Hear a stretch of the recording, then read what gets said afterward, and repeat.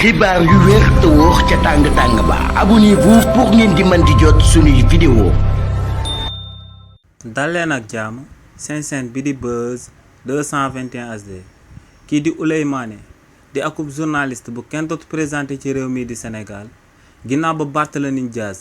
génnee daal di tontu premier ministre bi di Ousmane Sonko si lim waxee que ne ci réew mi en réalité amatul akub opposant te kookee di Barthélémy Dias daal di koy xamal que ne moom mooy opposant bu gën a farus te moo ngeeg patience te lu leer ba am moom mooy que ne tôt ou tard dina won Ousmane Sonko que ne mënut politique te moom moo ko mën fuuf. ginnaaw bu Barthélémy Dias yëkkatee kàddu yooyu daal di koy tontoo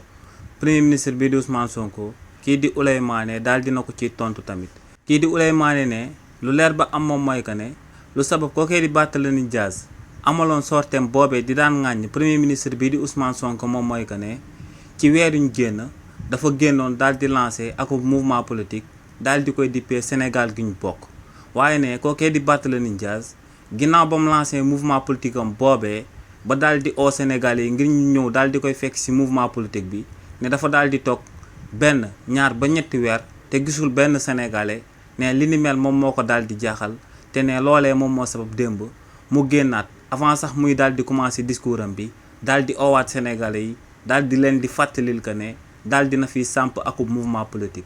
waaye ne kookee di Barthélémy Dias lu mu xamul nag moom mooy que ne Sénégalais yi dégg nañ ko de waaye dañ koo faalewul ne Sénégalais yi xam nañ que ne daal dina fiy samp akub mouvement politique waaye ne Sénégalais yi ñoom ñoo parewul pour topp kookee di Barthélémy Dias. ndax ne en réalité Barthélémy Dias amul plan politique te ne li ni mel moom moo sabab bis bu premier ministre bii di Ousmane Sonko génnee àddu moom itamit day génn daal di àddu jëmale ko si li ni mel. donc ne Barthélémy Dias pour mu daal di exister sax politiquement fa premier ministre bii di Ousmane Sonko daal di amal ay sorties bu ko defee mu daal di àddu ci ginnaawam.